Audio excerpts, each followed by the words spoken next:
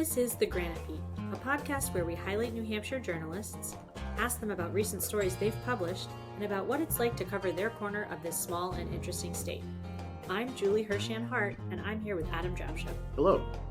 Ann Hermes, who worked for the Christian Science Monitor for 12 years and is now an independent photographer, produces images that look like postcards from a rapidly changing world.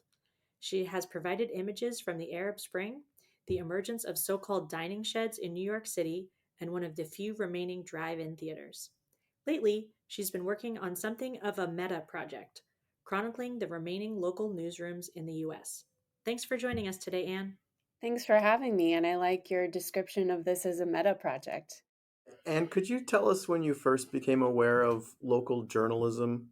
I have been aware of local journalism for a very long time. Probably when I was an undergrad many moons ago, and I started working for my college newspaper. And then I ended up going to the University of Missouri, where the term photojournalism was actually coined. And I started to see how local journalism and photojournalists specifically at these local papers had a very big impact documenting their communities. And one of the things that I think is particularly special about my alma mater at the University of Missouri is that they have something called the Missouri Photo Workshop, where all of these really influential photo editors from Time Magazine and National Geographic descend on small towns in Missouri. It's always a small town. And they have these amazing photographers work on documentary stories for a week in that small town. So all the stories are small but very impactful. And so I have been aware of the impact of local journalism, and especially hyper-local visual journalism, for over 15 years now. So I guess I'm curious about this one, the decision to become a journalist, and then the decision to become a photojournalist. Can you talk to me about how you made those decisions?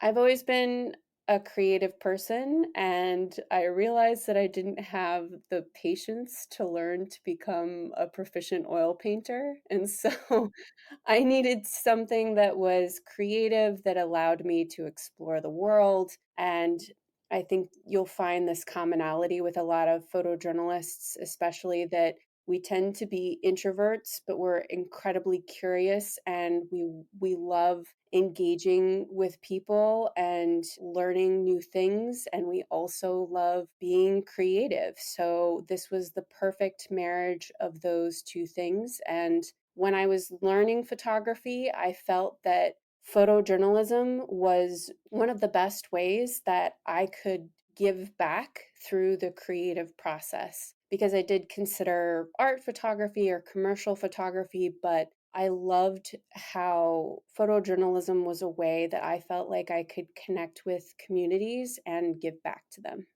How did you find a foothold in the career?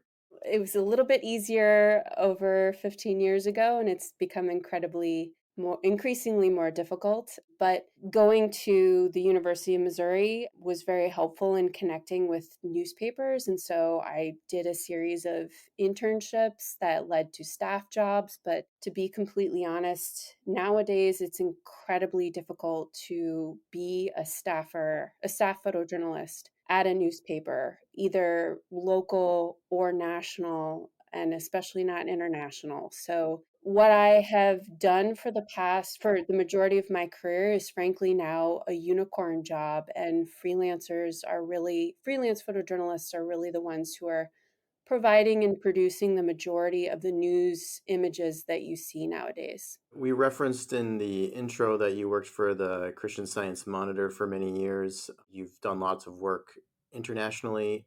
How do you describe your career up to this point? I've been incredibly lucky. I've traveled the world. I've also photographed in small communities. I think that it was incredibly important for me to understand how to photograph the local pig farmer in an engaging way before I went on to photograph the Arab Spring, because I think your grandma could probably take a good photo in, certain areas of India or in certain locations or certain far-flung areas, but to be able to do a compelling story on a local community that may not seem as exotic is a valuable skill. And so I was grateful to have a grounding in local journalism before I started my international work, because I think that it helped me see the stories in the international communities that were important to those particular communities, meaning I wasn't always taking the splashiest images in these far-flung places, but I was telling stories that I think anyone anywhere could connect to. And it wasn't just sort of a like, wow, look at this splashy, incredible image from this place that I have never seen, but more of, look at this woman in her kitchen in rural Egypt. I can connect with that. So I feel like my grounding in local journalism actually really empowered my international work. It seems that you're describing something of a value distinction between what you said was the splashy image versus a different image that might be quieter but more relatable. Could you tell me how you think about that value distinction? I think in journalism, there is still a push for that old saying of, if it bleeds, it leads. If it's sexy, if it's dramatic, if it seems foreign and exotic, therefore it's going to catch people's attention. And we're all about clicks and eyeballs these days. But that's not the reason why I got into journalism in the first place. I wanted to learn what I could about things that I didn't know about and people that I wouldn't normally interact with. And so the value for me is to be able to make sure that readers and viewers can feel part of the connection that I have made to people in those communities, whether or not they are in India or Egypt or China, or if they are in the county right next to them. I want to be able to convey through my photography a sense of understanding and commonality whenever I can find and portray that. As we've been talking about, you've provided coverage of many intriguing stories, both domestic and abroad. Are there any that stick out for you that you'd like to highlight? My international work, Egypt, was definitely pretty compelling because I covered the Arab Spring in Tahrir Square as one of the, I think it was only the second international assignment I had ever had. And so it was a very formative time in my career. But it also was the first time that I feel like I witnessed history happening right in front of my camera. And it was incredibly dramatic and very intense, and everything that I we just described being flashy. But to be completely honest, I ended up going back to Egypt a few times afterwards to kind of show and document the outcomes of the revolution, both good and bad. And those were the instances that I was most proud of, to be able to see the impact of this historical event and try to show that to American audiences who might have moved on once the hubbub in Cairo had started to calm down. So that coverage was really important to me and also helped shape the approach that I was just describing earlier of the quieter moments are actually more informative and compelling if you seek them out and try to relay them to a Western audience. Well, speaking of the quieter moments, how did the idea come about for your current project where you're chronicling local newsrooms here in the US? I obviously love newspapers and have committed my career to them. And I grew up with the St. Louis Post-Dispatch, and they were running a lot of wires stories on the front page. And I went to go visit their newsroom for the first time.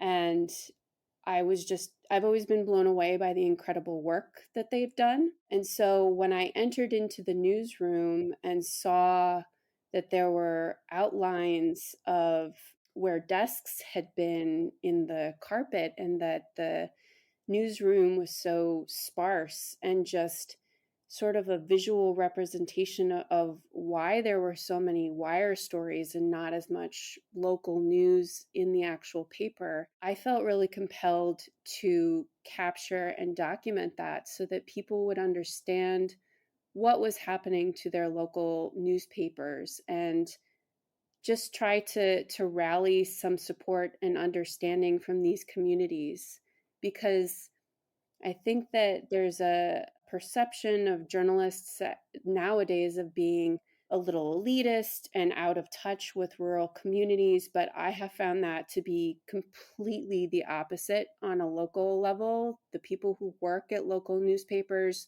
are incredibly committed.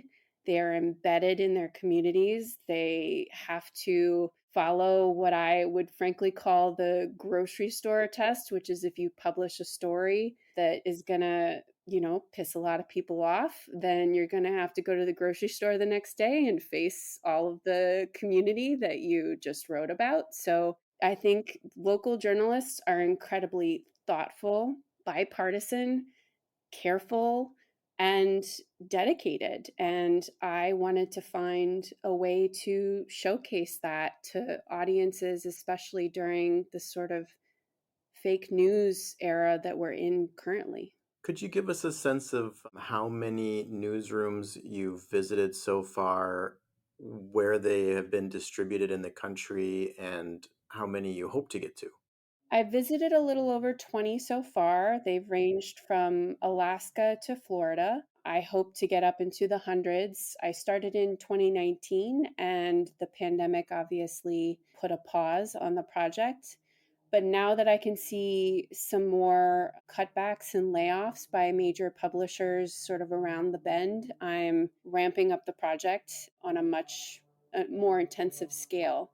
So I hope to get, frankly, into the hundreds. And lately I've been focused on the New England area, but I would like to move to the South, especially because I think there are even fewer papers in that region in the United States, and I would really like to document some of the local papers there. Have any of the newsrooms that you've visited so far changed dramatically even in the time since you visited them? Yes, yes. I photographed a newspaper in Florida that was under ownership by one of these larger publications. And when I was sitting in the newsroom photographing the reporters and just chatting with them, they were talking about a sense of foreboding that layoffs were coming. And it just so happens the very next month, there was a whole series of layoffs. So even in the time that I captured that newspaper, it has changed dramatically. And I think that local journalism is just in a intense state of transition right now, which is very interesting from both a photographic and research perspective. Not only are the physical spaces dying away, so a lot of these local newspapers used to own buildings in, the centers of small towns, and those physical assets are getting sold off, so the buildings themselves are disappearing, and I'd like to capture the older buildings wherever I can. There's also a transition period where local news still relies heavily on print, and if you ask people on the national level, print is dead. And so I find it very interesting that on the local level, print is very much not dead. And I'm very interested in how that transition is going to continue, especially on the local level as opposed to the national level. You spoke a little bit about some commonalities that you've seen among the staff of these newsrooms. I wonder if you could speak a little bit about any differences that you've seen. And I'm specifically asking, have you visited any newsrooms that seem to be working from a business standpoint? And if so, are you able to say what works? It seems like nowadays there isn't one model of funding that works. I will say, in my personal experience so far, being independently owned seems to be a big plus. I have also found that there are some new nonprofit models that are very successful and might even be relatively new journalism startups, but they cover news in exactly the same way that the traditional local newspaper model would cover them. They cover the communities in exactly the same ways. They aren't very compelling from a photographic standpoint because they often are a team of people who work from home but meet together in like a WeWork situation to have their sort of page one meetings. And as you can imagine, that's a little bit less interesting from a photographic perspective. But from a future of local journalism perspective, I find that incredibly compelling and hopeful. So, those are the two models that I've seen that seem to be stable and successful is sort of the independently owned model and also the sort of nonprofit model as well. If we think back to that community in Florida that had its staff hit by layoffs, I wonder if you could describe what's lost for the community. What's lost when their local news source is reduced? Well, I mean, that particular community was going through the perfect example of why this is important, because I photographed that newspaper right as the pandemic was ramping up. And I think most local newspapers experienced a surge of need and desire for COVID coverage in their local communities. And so this newspaper experienced a wave of layoffs just as the community was needing information on a local level about the pandemic and how it's affecting their particular community. So that's a pretty direct example, in my view, of what is lost and who suffers. I'd like to ask you about how photojournalism in particular plays into this sort of tension. Do you see photojournalists as being ahead of other colleagues on this sort of line to the chopping block? Yes, unfortunately. Unfortunately, in any newsroom you go into, the ratio of photojournalists to reporters and editors is very skewed. There's probably one photojournalist for every 6 to 10 reporters in most newsrooms. And one other unfortunate commonality in all of the newsrooms that I've visited thus far is that they usually don't have photo staff. When there are layoffs and cuts, photo and any kind of visual journalists, whether it be multimedia or even, people who are the social media folks in the newsroom, they're sort of the first to go. And I understand the culture is such that it's sort of word first, and I get that. I've been, working under that culture for my entire career. I think the only place where you find that flipped is at National Geographic, where the photographers are the ones who pitch the stories and the reporters follow along on the story. But I do fear for local news when print is eventually phased out and every local newspaper is focusing on a digital first presentation of their reporting. I think there's a lot of studies that have shown that visuals lead the way and are really the way that people consume news is in really a visual format. And so when these local newspapers don't have any visual journalists on their staff, it does make me nervous for them.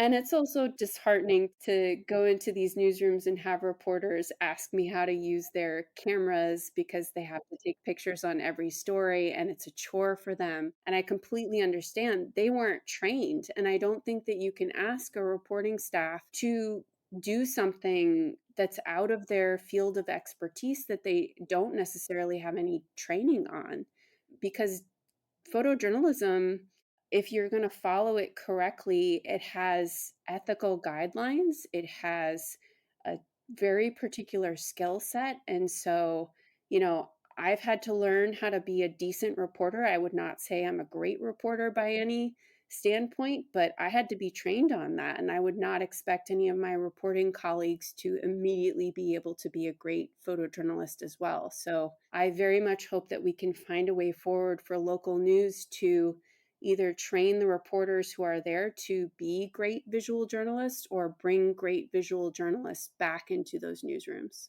Where have all of these visual journalists gone?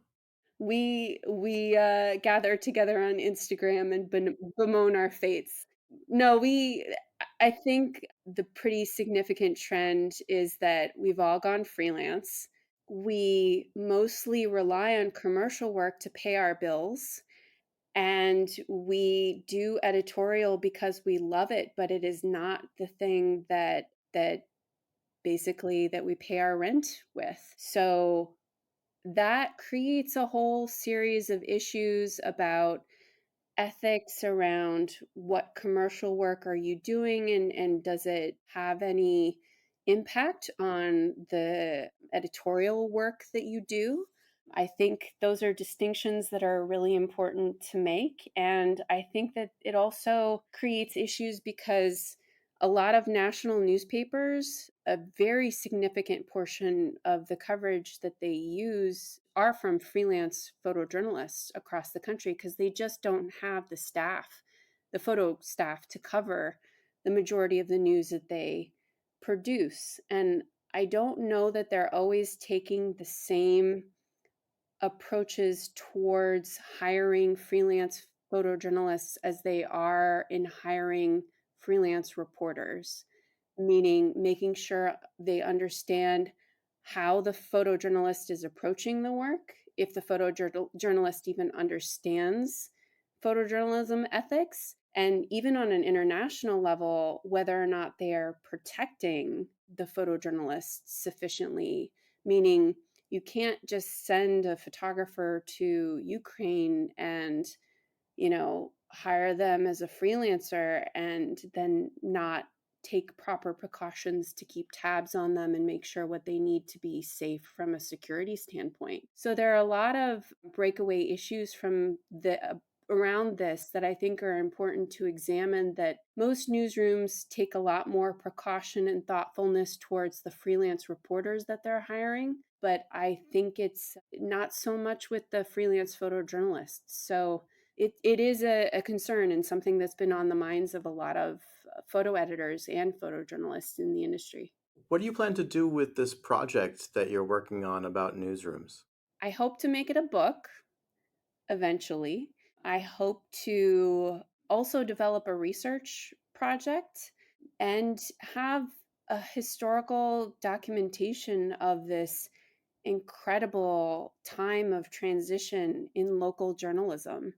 I also hope, as we were discussing earlier, to find a way to, help get visual journalists in back into local newsrooms or train local reporters on how to be decent visual journalists. So I have sort of a twofold part of it where I just love the photo documentation of these spaces and people like you guys. I just enjoy it. I won't stop. I just love it so much. But I also think that there's a lot that could be done and needs to be done for local reporting, and also for the general public to just understand why local journalism is so important to our democracy as a whole, and informed communities can make decisions about their politicians and policies in ways that just matter so deeply. And so I hope that these images convey some of that to people who aren't in the news industry. And so, any way that I can get these images out to people who, aren't deep in journalism, then I think that's part of the battle to win. And what advice would you give somebody interested in starting a career in photojournalism? Oh boy, I think you'll find most professors and mentors will say, don't, um, don't do it. Which, frankly, if you get past all of the naysayers and you're still interested, then you've already passed the first test in becoming a photojournalist. I Basically, I think you're going to have to make peace with potentially doing commercial work and make peace with the fact that there might not be a staff job out there for you because there are so few staff jobs. And one of the big things I would say is to learn how to collaborate with photo editors and reporters so that you're not just a one man or one woman band who just goes out and takes photos but doesn't get more involved in the story. It's a lot harder for freelancers to to collaborate with editors and reporters, but I think we have to push for that because the more we know about the story, the more involved we are in the research and the creation of the story, the stronger the visual journalism is going to be on that story. It won't be some sort of cursory portrait that doesn't really tell what it needs to tell about the subject or the issue. We can convey the images that or the video that needs to be conveyed for that story when we collaborate deeply with reporters and editors. And when you're not inside the newsroom, that's a lot harder to do. So I would tell freelance photojournalists who are just getting started to learn how to collaborate and connect with those reporters and editors. Our last question for you, Anne. Where should people go to see your work? Right now, you can go on my website. It's annhermesphoto.com, and I have a whole section dedicated to the newsroom. You can also follow along on Instagram at your local newsroom.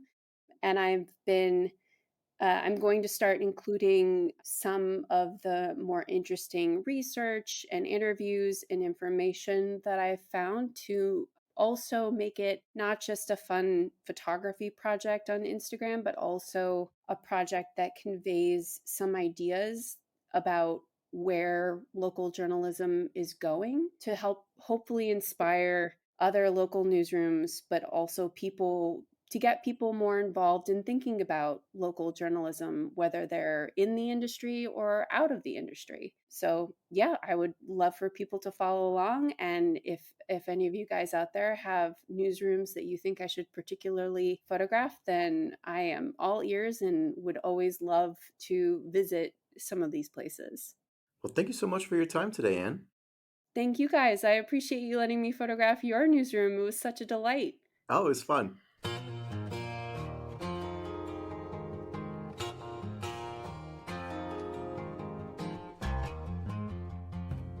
The Granite Beat is a project of the Granite State News Collaborative in partnership with the Laconia Daily Sun.